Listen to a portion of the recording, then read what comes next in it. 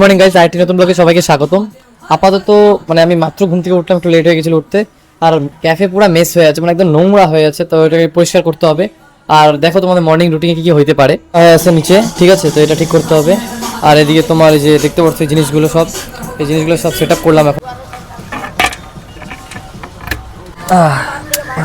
চলো সেট হয়ে গেল।